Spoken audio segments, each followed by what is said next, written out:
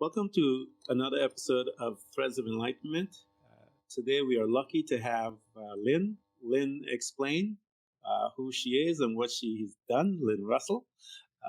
I am very excited about a particular topic that she's is her field of expertise. So I am going to let her introduce herself, and then we'll get, as we do here in Threads, get behind the story and find out how she got there, the tools that she used to get there, and then we will get a chance to grow together.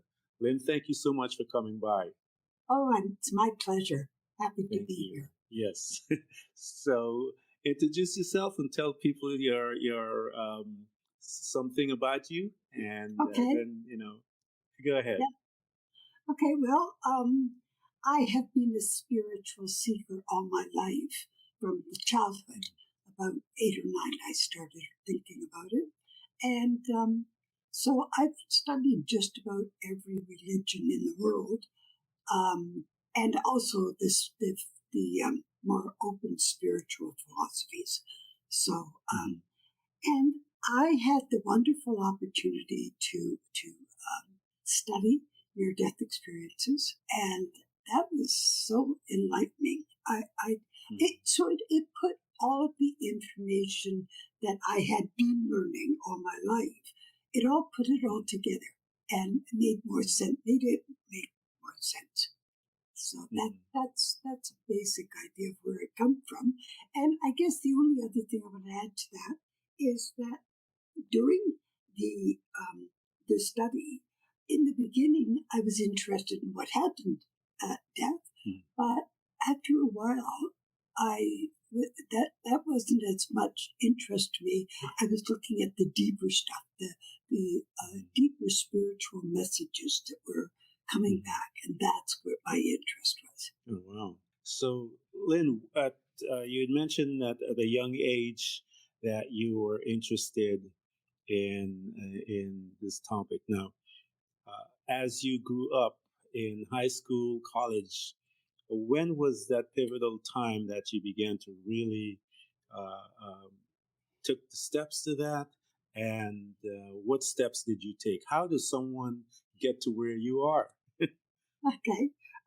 Well, I think it was a very rough trip on the way because I kept thinking, I've got it. And then I would lose it again. It was like I went 2 steps forward and 3 steps back. I would get very discouraged because I was seeking this answer. I think what I was seeking was truth. I wanted to know what the truth was. Well, who knows? Anyway, so it was a very hard trip until about the mid 1980s, and that was I had 3 kids, and they were all gone for the summer, and so I had peace and quiet, and I had a chance to, and I had been trying to do the Course of Miracles, but I would do such a horrible job. It was really bad. And I would start to do them, but being with kids, you have to be strict sometimes and get after them about things. And so I would read this thing about how wonderful I am and then have to scream at the kids and think, oh no, I didn't get it. So that was a bit of a problem. And then I was reading the Course of Miracles and I picked up Joel Goldsmith.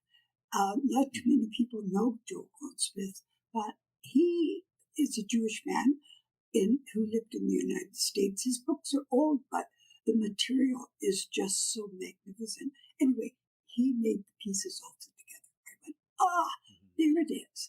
And then I saw that we were all one. I saw the oneness. And that was like a big aha for me. And so it just put so many. I'd had some a marvelous death experience, or not death experience, STE, which is spiritually transformative experience, and I had heard, like I'd been taught the oneness would during that experience but I hadn't understood it. It just didn't connect with me. And then when I read Goldsmith, it went click, and I understood. And that was the beginning of the big trip. And then after that, I was on track for the most of the time. Sometimes I'd slept too. I know that the reason why I was so excited to hear your story is that my mom was a nurse, and she would come back. She worked in several departments, and she would come back and talk to us about this beautiful experience that she had at the bedside of someone that was dying. Oh, And yes. she would, you would see this glow in her eyes as she began to talk. And we were, as kids, we would sit there in absolute amazement, just getting all the different stories and stuff. So that's why I was kind of excited about chatting with you to hear some of those stories. My sister was the same. I had good friends that worked in hospice that would tell these stories as well, because my background is healthcare. And I did some work in marketing for a skilled nursing facility. So I were privy to some of those times and how precious that that position is to be when people and their family can trust someone to guide and to be there. So as you started this and you started getting answers to of life's question, as they say, a life and death question, how did you then pivot and getting into being there after you study with other people and all the experience side of it? You had the lab by learning, the reading and studying. How did you get some of the experience through? Yeah. Well, I was, when I retired, because I'm pretty old now, and so when I retired, I decided that I was going to write a book. And in my book, it was about a woman who astral projected or did OBEs. And but I had her doing some pretty crazy things, and I wasn't even sure if it was possible to do those things. And so I wanted to look up and see if it was possible. And I wound up on the near-death site because they had OBEs there, and it was called NDERF, which is Near-Death Experience Research Foundation. And Dr. Long, who owned the site, asked for somebody to do research, and I put my hand up because I had just retired and had lots of time. So that's how I got into the research. And the research was done mostly, although I did talk to quite a few people in person or, on the phone and so on. But the research was primarily people would send in their stories to NDERF, and then I would go through and I'd read the story, and then there was a huge questionnaire after that. And I would tear that questionnaire apart. And how many people had this happen? Or how many people had that happen? And that was my job. But I was so thrilled with what I was learning that after the research was finished, I just kept going because I didn't want to stop. Wow. I wanted to just keep, And so altogether, I did 2,500 near-death experiences. That is absolutely impressive to have all of that data in your head, as to say, on this particular topic that not many people know much about or even venture out to study as much as you did collecting that data. Once you started collecting that data, how did you now begin to navigate?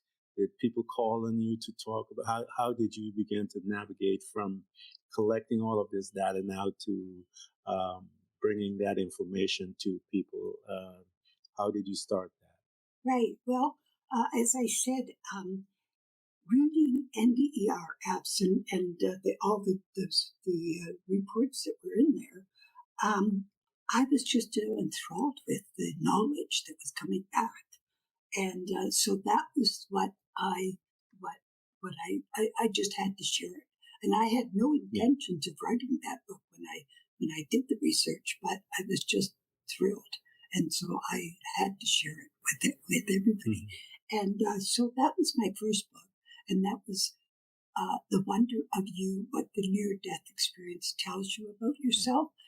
And it described the death experience and step by step and then some of the deeper stuff. And then that book, sixth book, which is a subsidiary of John Hunt Publishing, got in touch with me and asked me if they could publish it. And so I decided to write more to it, add more. And so in that book, the second edition of The Wonder of You, I have quite a bit more information about the spiritual information, primarily, and I put a little bit of science in there, easy peasy science, and I talk about consciousness primarily as being the bottom line. Yeah, that is awesome. I mean, wow, what a story to do all of this and then to be called upon to do. It's been a wonderful trip. I mean, right now I had a rough life, but I'll tell you, I wouldn't give up a minute. It's been such a learning and growing, and so many experiences, and opening me up to just a wonderful world and people's reality. And I think my main message to everybody is how magnificent they really are. People don't realize that. There's so much guilt, and we didn't do good enough stuff. And you can't not do good. You're just so magnificent. Yeah, that's awesome. I know you had one of the things that you said in your book was that the near-death experience tells us about ourselves, and the insight. I wanted to know if you can go in and tell us a little more about that, because I'm sure people are going to be curious about that. What does and how does a near-death experience teach me about myself? And if you can elaborate on that a little, that'd be awesome. Yeah. Well, I think the bigger messages that some of the bigger messages, for one thing, was the oneness or the connectedness of everything, including inanimate, by the way. People repeatedly, over and over and over, would say that whether they were seeing the universe or whether they were seeing an object, repeatedly say they were one with it, or even a person. It just didn't matter. Everything was one together. There was no separation, and that tells me that that we have to start realizing that there's something way big behind that. Yes. The other thing that is that people actually entered into the light, that big white light that people talk about, and they actually entered into it. And those people, they saw how creation happened, and they saw that they were a part of the light, and so that was a beautiful experience for people to know that they are a part of that light. And it doesn't matter what religion you are. If you really stop and think that we are created by the Creator, whatever you call that Creator, how can you not be magnificent? How can you not be wonderful? The other thing I learned was that there is no animosity or no anger, any kind of issue that you would have with somebody at the point of death is gone. It's just instantly gone. It's just doesn't matter anymore to them, the ones that have passed on. We might be still holding some of that, but they're not holding any of it. It's gone. Yeah. That's awesome. I know that I like the fact that you'd mentioned that they see that we're something bigger, and that's one of the insight. I think if we can receive it here while we're alive, that we can look at each other and in such amazement with each other that we can walk and hold hands and understand that there's something bigger, and that there's no need for me or you to walk and look at each other in hatred, in anger, and all of these temporal things that we allow to our temporal moments of emotional outbursts to govern relationships, Lynn. I mean, they govern relationships for years. Families not forgiving each other, parents and children, and all of these things. In fact, that's taught all the way down. So for hundreds of years, like for example, the Palestinians and the Jews, that's been passed on generation after generation for back to hundreds of years ago, which is really sad. Yes, it is. And that's, if you go back, that's a family feud, basically, because they're related. We tend to, I try to tell people, don't hold on to those things, because I remember a story that the emotions of is very powerful. This woman had arthritis, and it was due to the fact that she hated her husband and refused to forgive him. And so if we don't learn how to control our emotions, and you're talking about people at a place where they're at and realize that those things that we place an importance on is not that important. And I hope the people that are listening to us would be able to get a chance of what you're talking about when you said that people didn't experience any of those hates and all those things. What didn't matter to them. So my hope is that someone listening would there was one that stuck with me. Well, there's several that have stuck with me, but this guy was named Mellon Thomas Benedict, and he hated people. You were talking about, the animosity. He thought that people were cancer on the world, and by the way, he was dying of cancer, and so he died. And during his trip, and he's going wherever, and I can't remember whether he used a tunnel or what, but anyway, and he's going to wherever his place is going to be, and he said, "Stop it! No, just wait a minute here, and let's stop. I want to think about this," and everything stopped, and that was very, very important. And there's another woman called Nancy Dennison. And that Nancy Dennison also was going up in the tunnel. And she said to herself, "I'm creating this, or I'm doing this," or something to that effect. And so then she started thinking about all kinds of places or that situations she could put herself in. And she would be there instantly. And it was just as real as this right here.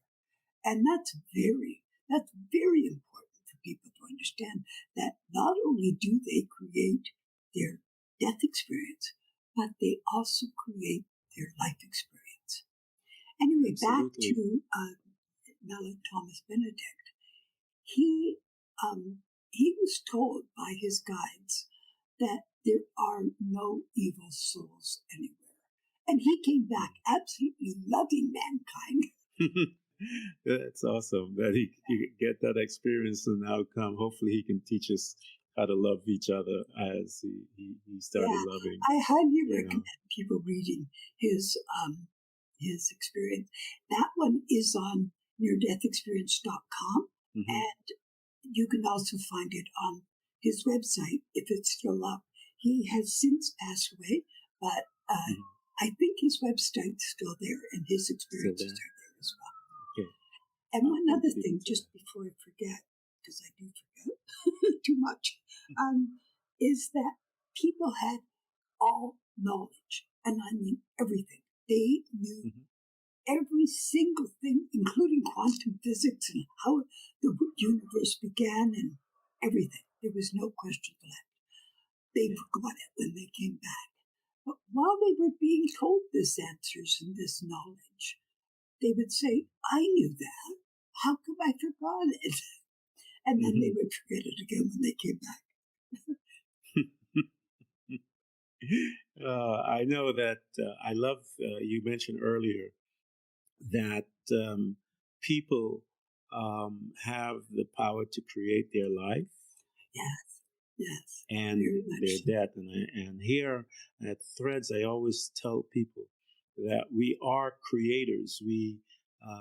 And one of the places that I tell them when they're in life in the dark periods of their life, to not look at it as total annihilation of themselves, but look at it as an opportunity to now create a new world.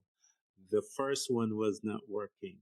So you look into this new world, you look into this darkness and say, okay, and get excited about, all right, let me create something different than what I had before.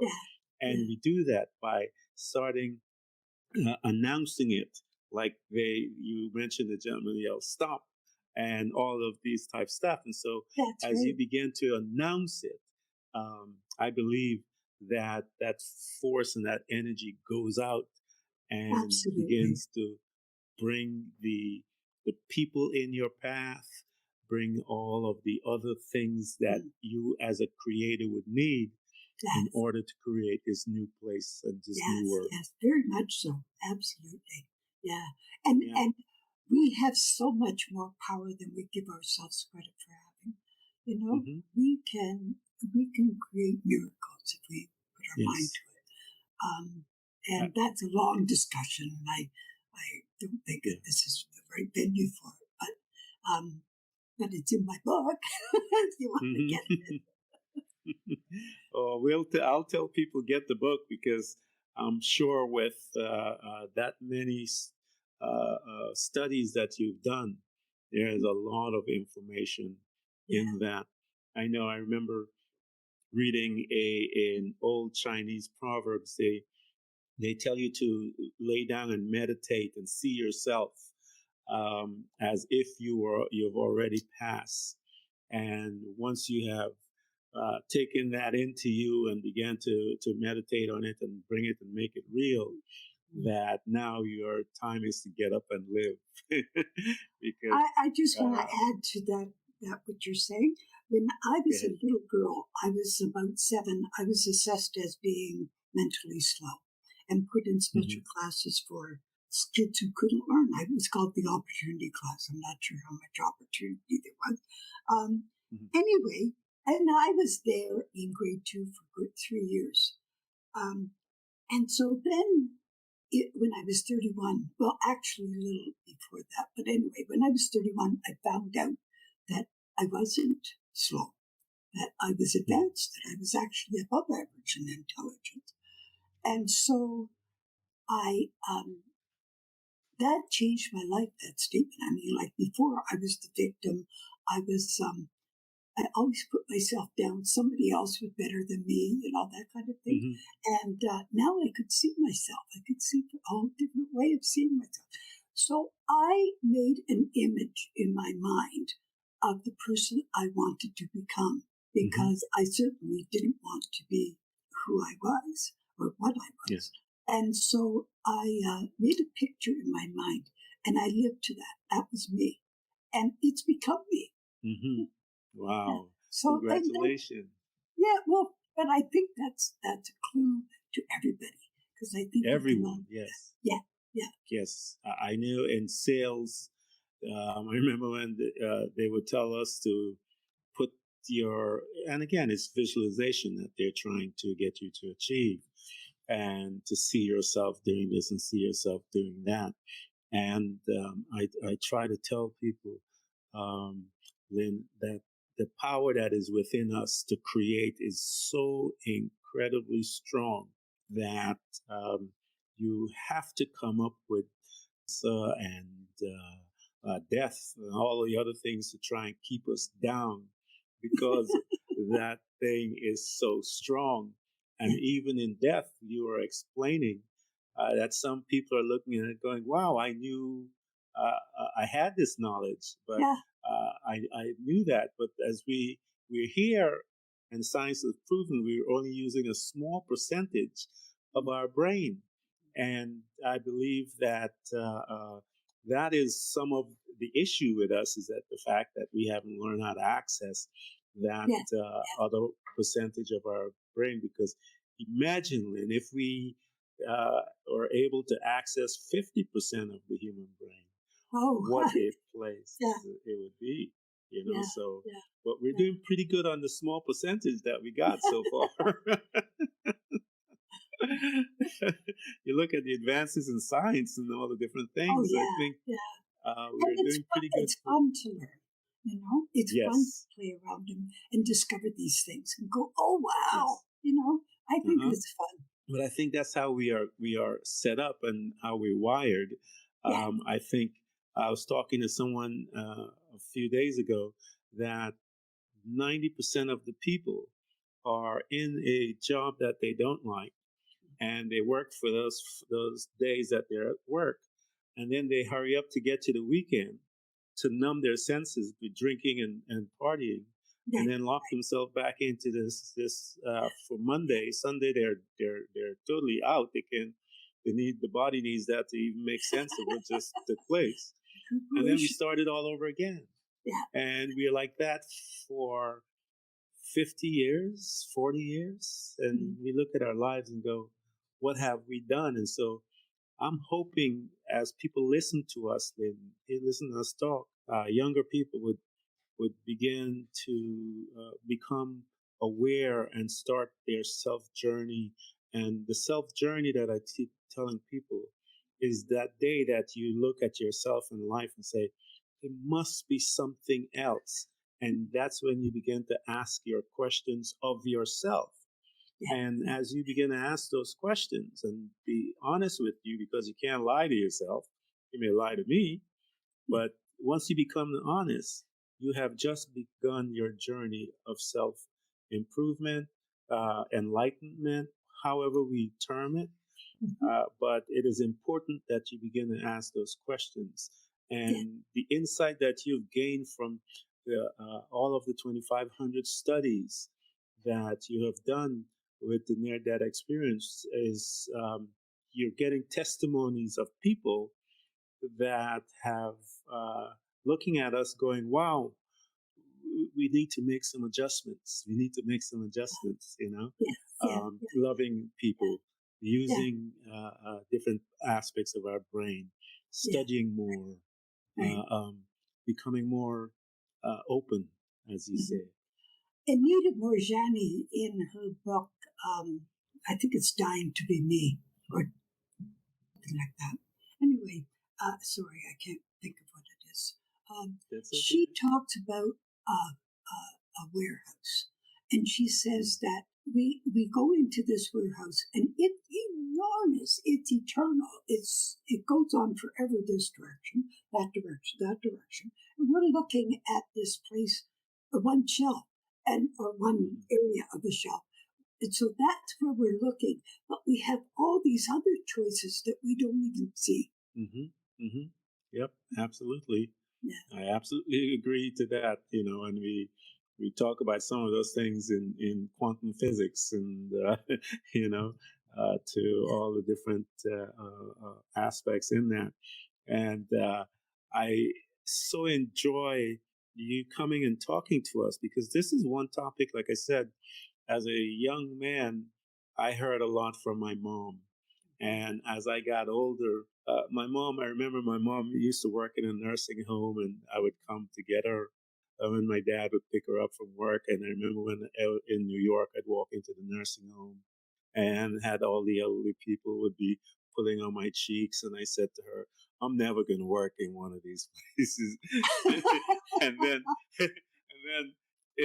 I ended up working as one of the managers in the building. And I remember when my very first week in that industry, my sister had told me, first I was working in managed healthcare HMOs, and My sister kept telling me, "Don't come into the skilled nursing facility part. It's going to break your heart." And she said, "You have to have a tough stomach for this." And my very first week in the skilled nursing facility, um, there was this lady, a resident, that she would call me in the morning and pull my cheek, and she said if I was just a few years younger. And one morning, Lynn, I came in and I went to, as it was my custom, every morning I would come into work, I'd go to her and we sit down and talk. And one morning I came in and I we went to talk, and I saw her, and she was not herself. And I said to her, I said, "Are you okay? You need me to get some help?" She said, "No, I'm okay." And I left, and I went to my office. I sat down, and about 10 minutes later, someone came into my office and told me that she had passed. And I remember, here I was, this man in my suit, and broke down crying in the middle of my office, and because at that moment I realized what a honor and a pleasure that it was for me and everyone that is ever working in a skilled nursing facility to be there, because we have the preciousness of years of love and stories. And so I got a chance, Lynn, to be in some of those passings where you were there, and experience some of the joy that you would see on the people's face. And some people, ecstasy that is there. It's hard to explain unless you're familiar, you've been there, because there's this grin that is absolutely wild and beautiful at the same time. Yeah, that's a beautiful story, Ken. Yeah, and great understanding and knowledge. Like you gained a lot during that experience. Yeah. Working there, I became a better human spirit. I became a better man. I became softer in my approach to life, more appreciative, more thankful of everything. And I people need to study your book and read your book, because those experiences are priceless. I know that from listening to my sister and my friends that are in the business and had my time there as well. I know how that is. Yeah. And can I tell people about my last book? Oh, please, about this book for the children? Yeah. It's a quick little thing. I love this book. It's one of my favorites. Of all the books I've written, this is my favorite. I have another book that's coming out later. But right now, the children's book I carried around with me for years, actually. It was one of those ones that were on my computer, and yes, I'll get to it. But I loved it. I mean, I don't know why I didn't get to it. But anyway, it's a story of a boy who lives in the projects and is not very happy with life. And he's being bullied by the other kids at school. And so then he winds up in this other dimension with warm, fuzzy creatures that are a little bit strange, but they're fun. And he goes on a great adventure with them to save the world.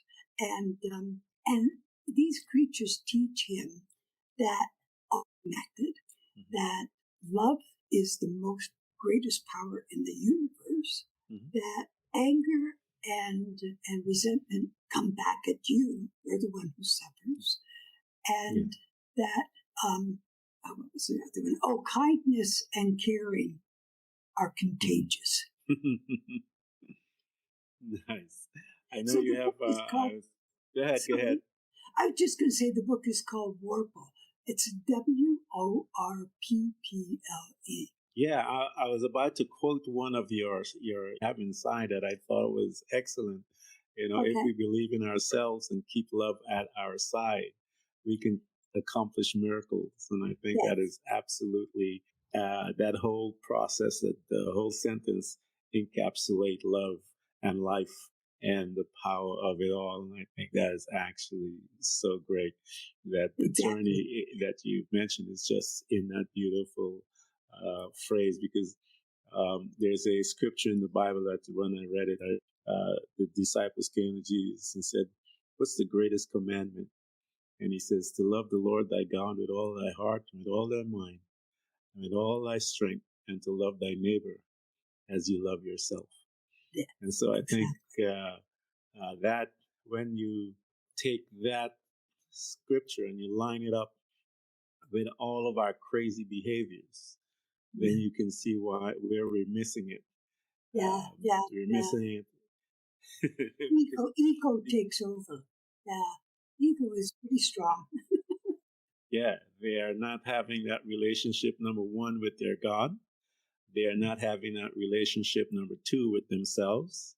Yeah. And number three, the third relationship that is mentioned in that scripture is with their neighbors. And so they're failing, and we're failing in all three. And so we are looking at a world that's failing because we are not in love with our God, ourselves, and our neighbors. I think I know that there's bigotry and prejudice everywhere in the whole world. Oh, yeah. But I think that parts of the world aren't quite as difficult as what's happening in the United States. And so your lens that you're looking at the world through is from a difficult position. Yeah, I believe so. The lens that you do look into your situation governs your life. And that's when I think that lens is your perspective and how you look at things. And when you adjust your perspective slightly, it doesn't take much. When it's through a conversation, it's through reading a book, it's through listening to a song, it's through many different avenues. But when it is used, it will shift your perspective and cause you to change your life and become a creator. Yeah, that's very true. I love that. That's very nice. Thank you. Lynn, I wanted to thank you for coming by to us here at Threads of Enlightenment. It was for me, it was an honor to have someone that has that type of data within themselves that is offering to share it. Anyone that is listening to us, get Lynn's book, both of them. Get it for the children, get it for yourself, buy extra copies and give it to friends and families, because this particular topic needs to be understood. And once we begin to understand from those knowledge and those experience that people offer us through reading of Lynn's book and the data that she collected, that we can then turn to each other, love each other better. We can express ourselves differently through love than anger and hatred and all of these things. And so, Lynn, I personally want to say thank you for coming to Threads of Enlightenment. It's my honor. Thank you so much. I just want to say that people can contact me through my website, which is lynnKrussell.com. lynnKrussell.com. Excellent. Before I send it out anyway to all the people, Lynn, I'm going to put all of that in there for them so that they can reach you. I'm going to even write them and tell them to, we put you on all the different, all those things like Instagram and social media stuff. We put you on there, and I will put all your information all over. Wonderful. Thank you so much. I love it.